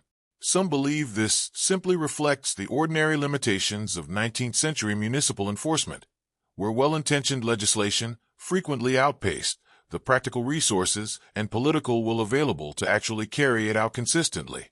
Laws requiring rehousing were relatively new at the time, and effective enforcement mechanisms for this kind of social obligation were still, in many respects, being invented as cities encountered these problems for the first time. Others find it harder to accept that a requirement specific and significant enough to be written directly into major legislation could be so widely ignored for so long without generating more visible, documented pushback from the people most directly affected by the gap. However, the timeline does not fully match a simple story of temporary oversight either. If this had been a brief, unintentional lapse, quickly corrected once officials realized the requirement was not being met, you might expect the historical record to show a relatively short window of noncompliance, followed by a clear course correction. Instead, the pattern of displaced populations remaining uncounted, uncompensated, and increasingly difficult to trace appears to have persisted for years, suggesting something closer to sustained, ongoing neglect rather than a brief administrative gap, quickly resolved once identified. What makes this detail relevant to the broader pattern running through this entire investigation is how closely it mirrors what happened to the physical spaces themselves. Just as ground-level rooms, once occupied and clearly built for daily use, were sealed away and left largely undocumented once they became inconvenient, the people who had once occupied comparable spaces experienced something structurally similar. Quiet displacement, absorbed into increasingly crowded conditions nearby, difficult to trace clearly through the surviving record, while the visible, official version of the city's history moved forward, focused primarily on the improvements themselves rather than on who had been displaced to make those improvements possible. This wasn't limited to one city, one law, or one isolated redevelopment project. The same underlying pattern, described here as improvement above paired with compression below, shows up with troubling consistency almost everywhere city ground levels were raised during this general period. Wider streets and higher property values on one side of the ledger, displaced populations quietly absorbed into denser, less visible living conditions nearby on the other. Whether this consistent pairing reflects a simple, unfortunate byproduct of rapid urban growth, or something closer to a repeated, largely unspoken pattern of prioritizing visible improvement over the people directly displaced by it, remains an open question the surviving historical record does not fully resolve. So what actually explains this pattern? That question has been sitting quietly underneath everything discussed so far, and it deserves to be asked directly, rather than left as an implied afterthought to the buildings, the tax records, and the displaced laborers already covered. There isn't a single agreed answer, and that alone is worth noting, because most historical patterns this consistent eventually settle into something close to consensus. This one hasn't. Historians who have looked closely at the sealed floors, the raised streets, and the quietly rehoused population still disagree, sometimes sharply, about what any of it actually means. Some historians argue the explanation is simple, almost mundane once it's laid out plainly. Cholera, in their view, was a genuine, catastrophic threat, not an excuse or a convenient justification layered on top of something else.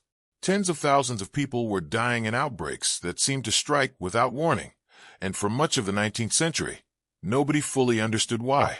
Engineers and city planners, working with the limited scientific understanding available at the time, solved the problem the only practical way they knew how. They raised the streets, buried the lowest floors, and rebuilt the underlying infrastructure of the city from the ground up. Under this view, there is no mystery here at all. There's just a century of overlapping public works projects that happen to share a similar shape, because they were all responding to the same underlying crisis using similar tools. This explanation has a certain appeal, mostly because it fits comfortably with how these projects were described at the time, in the official records, in the engineering reports, and in the public health documents that survive from the period. Everything about the language used in those documents suggests genuine urgency. Nobody writing in the 1850s or 1860s about drainage systems and street elevation seemed to be concealing some separate financial motive. They seemed to believe, sincerely, that they were solving a public health emergency. And under this reading, the tax windfalls, the displacement of laborers, the sealed vaults beneath the pavement, were all incidental. Side effects, not intentions. Things that happened because of a solution, not things the solution was designed to produce. But this is where it becomes unclear, because incidental side effects, when they repeat this consistently across different cities, different decades, and different legal systems, start to look less like coincidence and more like pattern. Property values, rising every single time a street was raised. Tax classifications, shifting every single time a semi-basement was sealed. Displaced populations disappearing from the record every single time a neighborhood was redeveloped.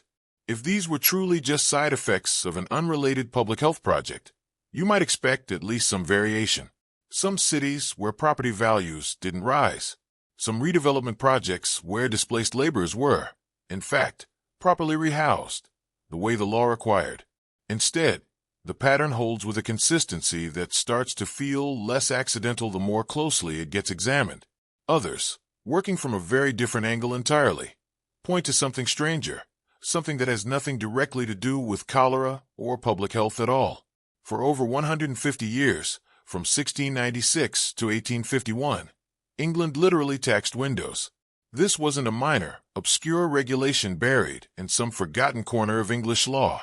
It was a significant, long-running source of government revenue, and it shaped the physical appearance of buildings across the country in ways that are still visible today, if you know where to look.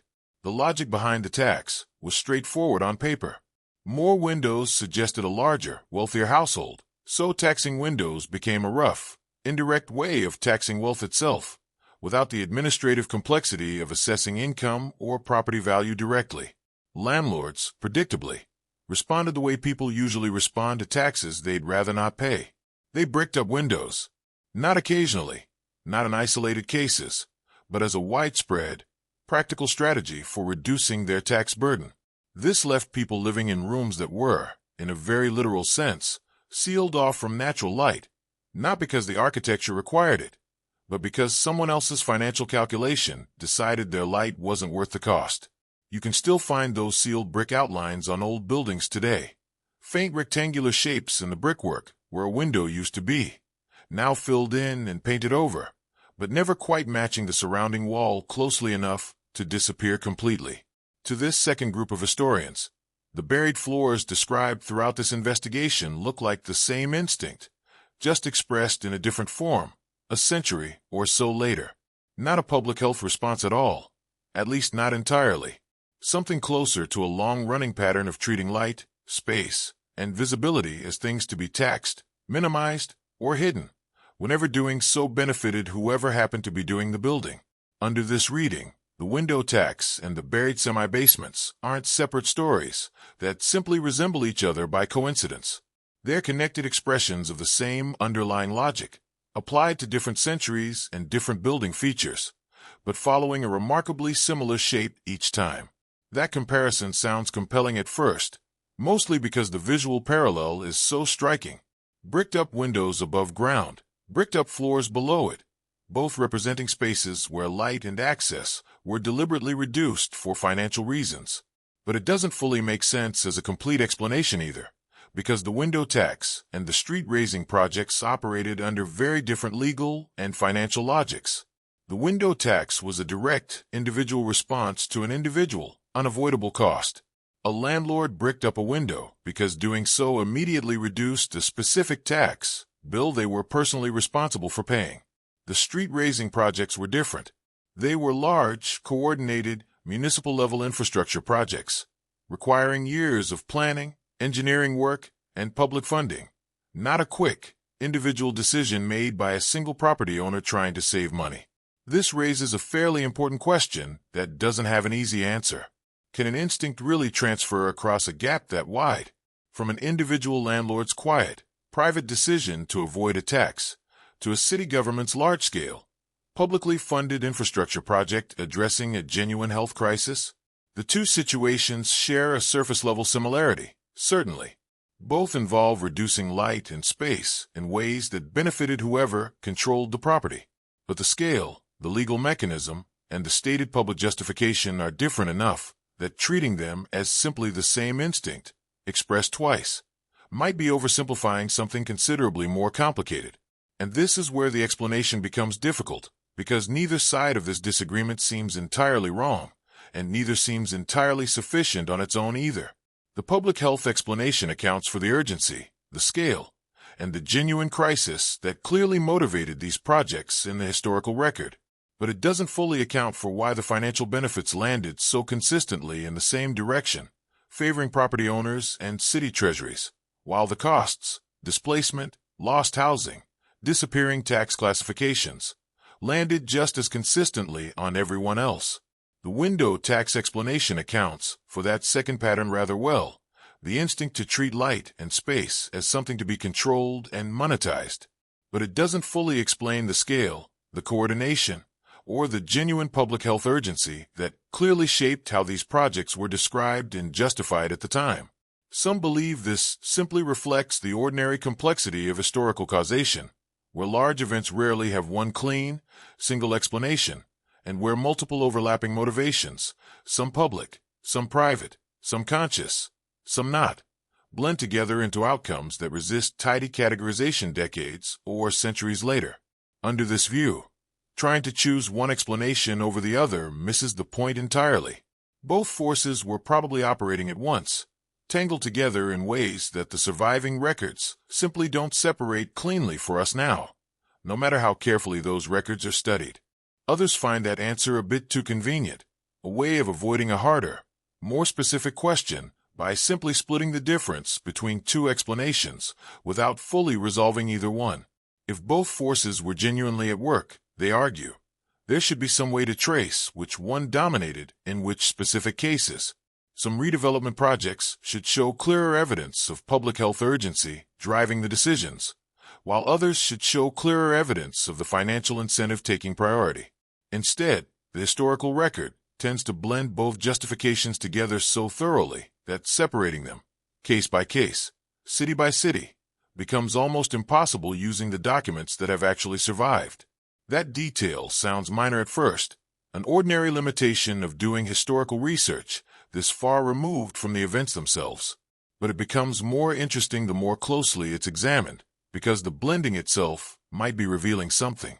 If genuine public health urgency and quiet financial opportunity happen to point in exactly the same direction, again and again, project after project, city after city, that alignment starts to look less like two separate forces that simply overlap by chance, and more like a single underlying pattern that consistently found the easiest, most convenient justification available. Public health gave these projects moral and political cover. The financial windfalls that followed gave them practical, ongoing motivation. Neither one needed to be the sole cause for both to keep reinforcing each other, year after year. However, the timeline does not fully match a simple story of two forces moving in perfect, deliberate coordination either. Some of the earliest street-raising projects predate the clearest understanding of cholera transmission by years, even decades, in certain cities, which weakens the idea that these projects were purely, cleanly designed as calculated public health responses from the very beginning. And some of the financial benefits, particularly the specific tax reclassifications tied to sealed semi-basements, appear inconsistently across different cities and different legal systems, which weakens the idea that this was a single, deliberate, coordinated financial strategy applied uniformly everywhere. What remains, after considering both explanations carefully, is something less tidy than either side would probably prefer. A genuine public health crisis that shaped policy and urgency in a way that is well documented and difficult to dispute. A long-running cultural instinct, visible in the window tax and its bricked-up remnants, toward treating light, space, and visibility as things worth controlling when doing so benefited whoever held the power to make that decision. And a pattern of outcomes, repeated across different cities and different decades, that consistently favored property owners and municipal treasuries over the laborers, tenants, and servants whose daily lives were most directly disrupted by the changes. Neither explanation cancels the other out completely, and neither one fully closes the gap left by the other. Both may be partly true at once, operating together in ways the surviving historical record doesn't separate clearly, no matter how carefully it gets studied. Whether that overlap reflects simple historical coincidence, a deeper, more persistent cultural pattern repeating itself across centuries, or something in between that hasn't been fully identified yet, remains an open question this investigation is not yet in a position to answer with any real confidence. What we're left with, after everything covered so far, is something oddly split down the middle.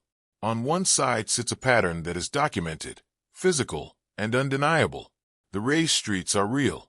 You can walk them today in Edinburgh, in Seattle, in parts of London, and stand on pavement that was once open air, 2 or 3 stories above rooms that still exist underneath your feet. On the other side sits a set of motives that remain, even after all this research, only partly explained. That gap between what happened and why it happened the way it did is where this investigation has to end, at least for now, because the surviving evidence simply doesn't close it completely. The public health crisis was real. That much isn't in question, and it's worth saying plainly, because it would be easy, After spending this much time looking at tax records and displaced laborers and quietly sealed vaults, to start suspecting that the entire cholera explanation was some kind of convenient cover story invented after the fact. It wasn't. The outbreaks were genuine. The death tolls were genuine. And the fear that shaped how 19th century cities responded to those outbreaks was genuine too. Whatever else was happening underneath the surface of these projects, the crisis that triggered them in the first place was not manufactured. The engineering worked, and this part deserves more attention than it usually gets, because raising an entire street grid, redirecting drainage, and rebuilding the foundations of a city center is not a simple undertaking, even with modern equipment. 19th century engineers did this with far more limited tools, far less precise surveying technology, and far less institutional experience solving problems at this scale. And yet, city after city, the approach worked.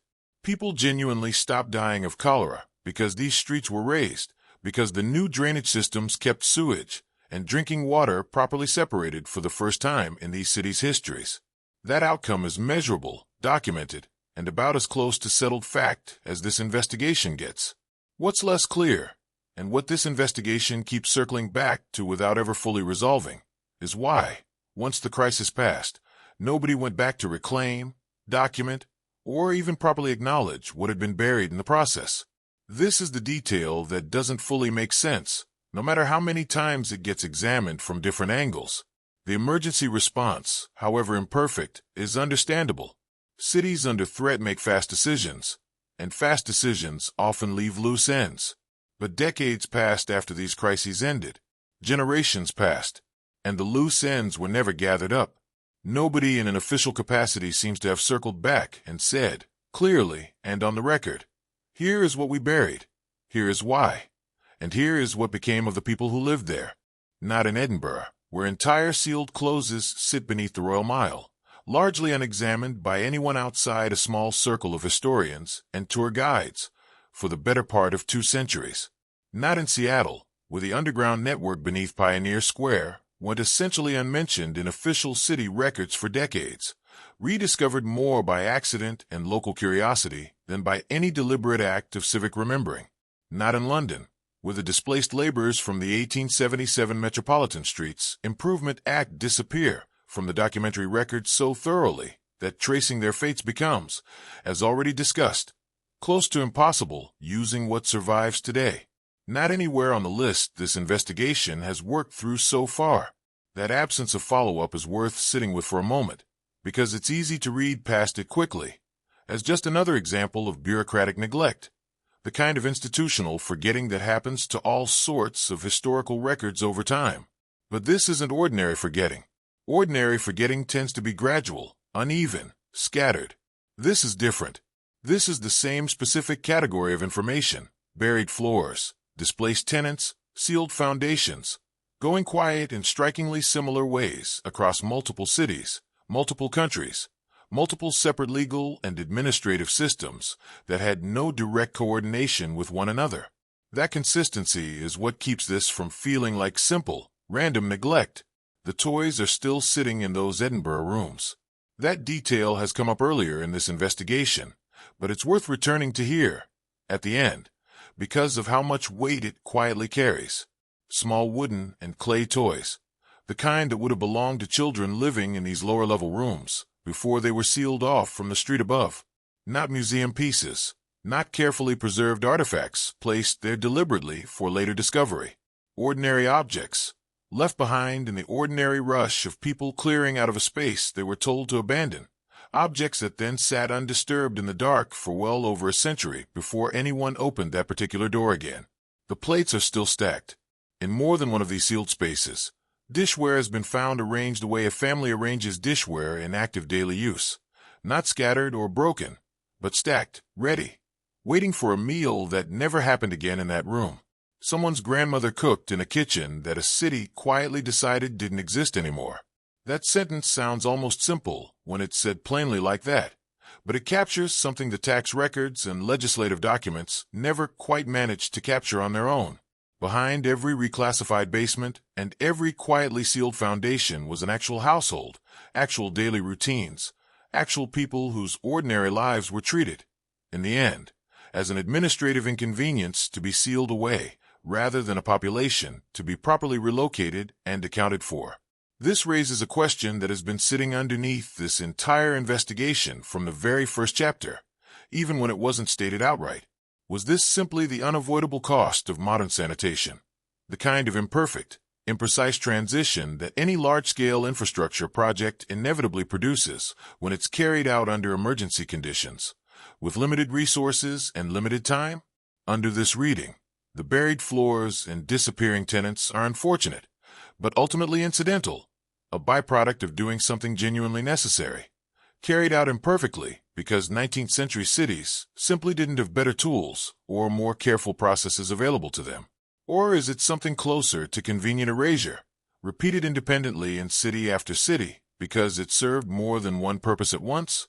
Under this second reading, the public health justification, however genuine, also happened to provide an unusually convenient cover for a separate set of outcomes that quietly benefited property owners, city treasuries, and municipal reputations, all while displacing the people least equipped to resist or formally document what was happening to them.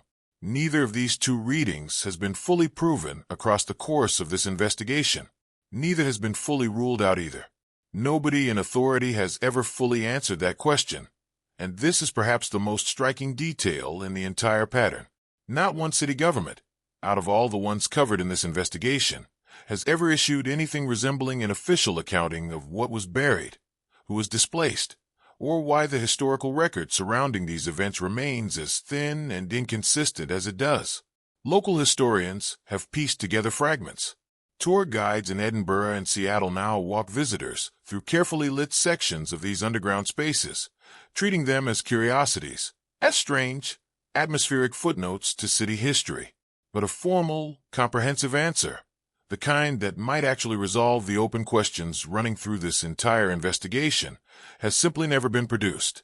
That gap in accountability doesn't necessarily prove anything sinister on its own. It's entirely possible that no formal answer exists because no one ever thought to compile one, not because anyone was actively trying to prevent the full picture from coming together. Municipal records from this period are often incomplete for entirely mundane reasons: fires, flooding, simple administrative disorganization, decades of storage in conditions that weren't designed for long-term preservation. But it doesn't fully explain why this particular category of information, specifically the fate of displaced populations and the specific reasoning behind reclassifying so much housing stock as non-existent, seems to be missing so consistently across so many separate archives in so many different cities. And there's at least one city where the buried floor is said to go deeper than any of the others covered so far in this investigation. The details here remain frustratingly thin. More rumor and local anecdote at this point than confirmed documentation, the kind of claim that surfaces in local historical societies and old newspaper clippings, without ever quite being formally verified. But multiple independent sources, separated by both geography and time, describe a sealed level significantly further underground than the more commonly documented examples already discussed. One that would have predated even the standard 19th century street raising pattern this investigation has focused on so far. If that claim holds up under closer examination, and that remains a genuine if, it would suggest this pattern of building over, sealing away, and quietly forgetting inconvenient lower levels may stretch back further than the Collar-era projects that have anchored most of this investigation. It would suggest something closer to a recurring habit, repeating itself across different centuries and different specific triggers, rather than a single, contained response to a single 19th century public health crisis. That's a significantly larger claim than anything this investigation has been able to confirm so far, and it deserves to be treated with real caution until more solid evidence surfaces. What remains certain, at the end of all this, is considerably more limited than what remains uncertain. The physical evidence is real. The buried rooms exist in multiple cities, holding ordinary objects left behind by ordinary people who were never given a clear, documented explanation for why their homes were sealed away rather than properly preserved or replaced. The public health justification is real too, and shouldn't be dismissed simply because it doesn't fully account for everything that followed. And the silence that followed, the decades of non-disclosure, the missing records, the displaced populations who simply stop appearing in the historical account, is real as well, however difficult it remains to fully explain. Whether that silence reflects nothing more than the ordinary limitations of incomplete historical record-keeping, or something closer to a deliberate, repeated pattern of prioritizing visible progress over the people quietly displaced to make that progress possible, is a question this investigation is not in a position to answer definitively. The documents that might resolve it, if they still exist at all, remain scattered, incomplete, or simply unexamined in archives that historians have not yet fully worked through. Until that changes, the buried floors stay exactly where they've been for the past century and a half, sealed, mostly quiet, and still holding more questions than answers. The city where this deeper level is said to exist doesn't appear in most standard accounts of the sealed basement pattern, and that absence, on its own, is worth pausing on. Almost every other example covered in this investigation, Edinburgh, Seattle, London, comes with at least some formal documentation, however incomplete. Council minutes, engineering reports, legal acts, tax ledgers. Something official, however thin, exists to anchor the claim in a paper trail that can be checked against other sources. This one is different. What survives here is closer to accumulated local memory than formal record. The kind of story that gets passed between historical societies, old newspaper archives, and longtime residents, without ever quite crystallizing into something a researcher can point to and call definitive proof. That doesn't mean the claim is false. It means it sits in a different category of evidence than the rest of this investigation has relied on so far, and it deserves to be treated accordingly, with more caution than confidence. Local historians in this city describe a level beneath the more commonly toured underground section, itself already unusual enough to draw visitors, that goes down further than anything documented in the other cities on this list.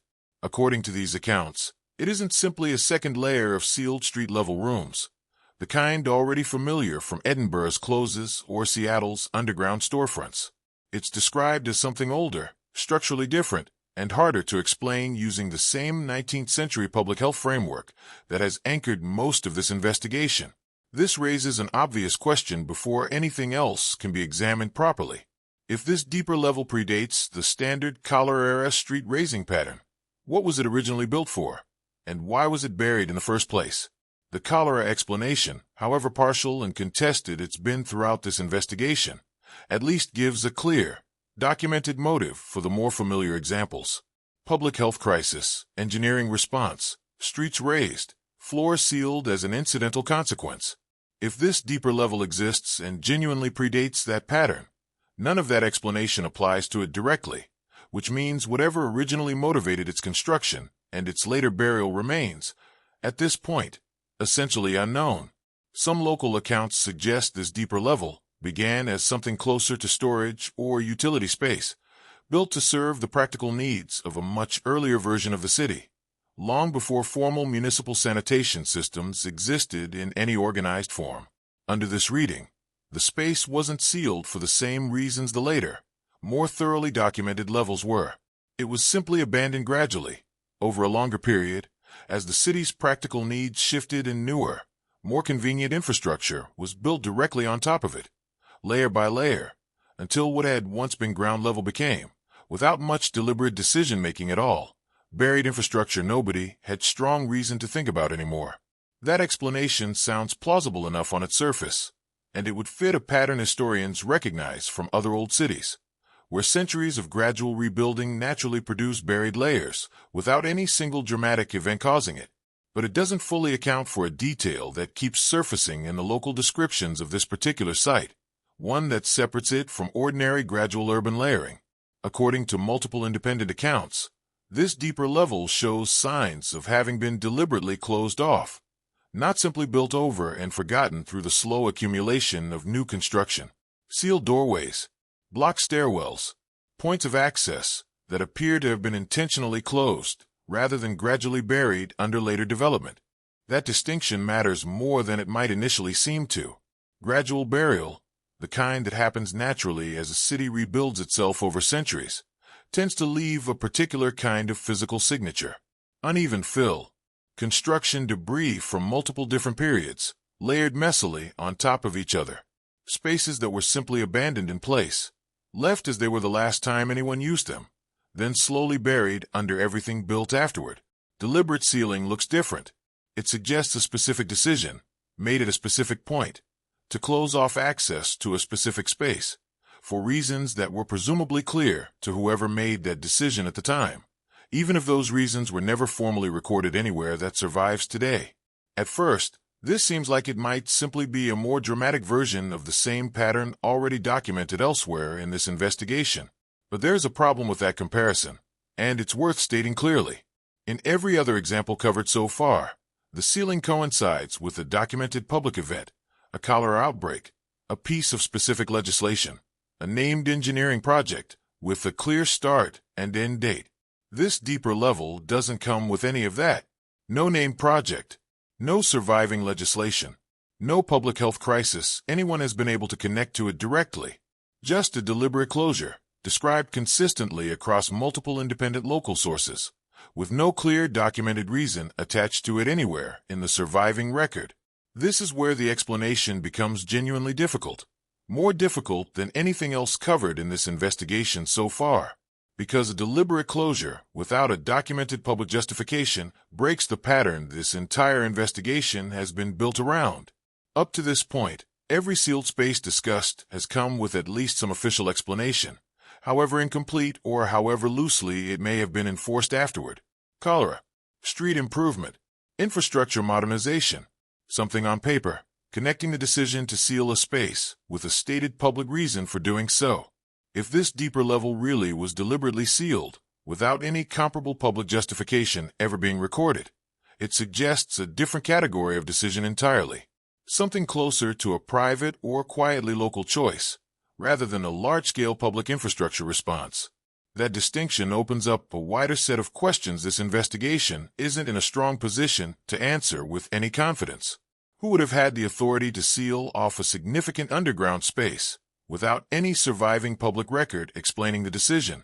Local property owners, acting independently, the way individual landlords once bricked up windows to avoid the window tax discussed earlier in this investigation?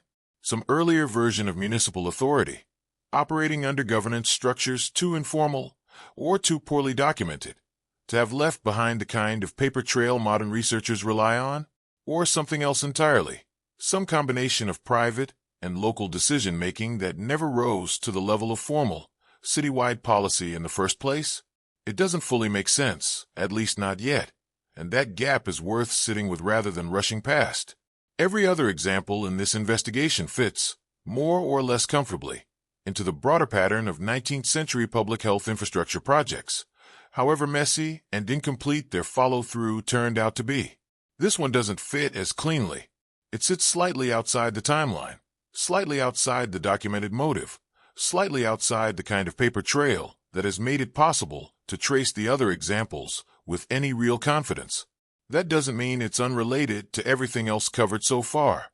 It might simply mean this particular example represents an earlier version of the same underlying instinct, one that predates the specific public health justification that came to dominate later, better documented examples. Local guides who lead tours through the more accessible sections of the city's underground occasionally mention this deeper level, though almost always briefly, and almost always with a clear caveat that it isn't part of the regular, publicly accessible route. Visitors are told, in passing, that something exists further down, something older, something that hasn't been formally opened, mapped, or fully explored by anyone with the resources and institutional backing to do the work properly. That detail sounds minor at first, the kind of offhand mention any tour guide might include to add a bit of atmosphere and intrigue to an otherwise straightforward historical walk.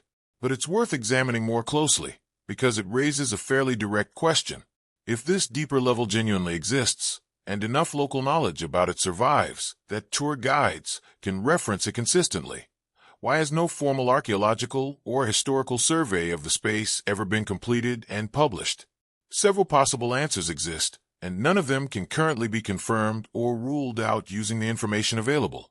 It's possible that access to the space is genuinely difficult or unsafe, given its age and the structural uncertainty that comes with excavating anything this old without modern reinforcement. Older sealed spaces, especially ones closed off deliberately rather than filled in gradually, can be structurally unstable in ways that make careful archaeological access a slow, expensive, and potentially dangerous undertaking, one that smaller local historical societies simply may not have the funding or specialized expertise to carry out properly. It's also possible that formal interest simply hasn't reached this specific site yet, buried as it is beneath layers of more accessible, already documented underground spaces that have absorbed most of the available research attention and public curiosity so far. Historical investigation tends to follow available funding and existing documentation, and a space with as little surviving formal record as this one, however intriguing the local stories about it might be, may simply not have made it high enough on any institution's research priority list to justify the resources a proper excavation and survey would require. But there's a third possibility, more difficult to confirm and considerably more uncomfortable to sit with, one that connects back to the pattern running through the rest of this investigation. It's possible that whatever originally motivated the deliberate sealing of this space, whether private, local, or some combination of the two, created circumstances where nobody with the authority to properly investigate it ever had strong institutional incentive to do so. If the closure reflects the same underlying instinct discussed throughout this investigation, treating inconvenient space as something to be sealed away and quietly forgotten rather than documented and preserved, then the absence of a formal survey might not be an accident of limited funding or attention. It might be a continuation of the exact same pattern, simply operating on a longer timescale, where each generation that encounters this deeper level chooses, for reasons of its own, not to be the one that finally opens it up and asks hard, specific questions about what's actually down there. However, the surviving evidence does not fully support drawing a firm conclusion in either direction, and it would be a mistake for this investigation to present speculation as though it were confirmed fact. What can be said with reasonable confidence is limited. Multiple independent local sources describe a deeper, older, deliberately sealed level beneath the city's more commonly documented underground spaces. No formal public record currently explains why it was sealed, or by whom, or under what specific authority, and no comprehensive archaeological survey of the space has yet been completed and made publicly available, leaving its full extent, its actual age, and its true condition largely unknown outside of local anecdote and the occasional passing mention on an underground walking tour. This raises one final, unresolved question that connects this specific case back to the wider pattern this entire investigation has been tracing from the very beginning. If a space this significant, apparently older and considerably deeper than any of the other examples already documented, can remain almost entirely outside the formal historical record for this long, how many other comparable spaces might exist elsewhere, in other cities, quietly known to a handful of local historians and tour guides, but never formally surveyed, documented, or connected to the broader pattern this investigation has spent this much time tracing? That question doesn't have an answer yet, and it may not have one for a considerable time, if it ever does. What remains, at the close of this particular thread, is not a resolution but an extension of the same uncertainty that has run through this entire investigation from its earliest chapters, a pattern that keeps repeating, in slightly different forms, across different cities, different centuries, and different specific circumstances, each time raising the same underlying question about what gets built over, what gets sealed away, and why the people with the authority to properly document these decisions so often chose, generation after generation, not to.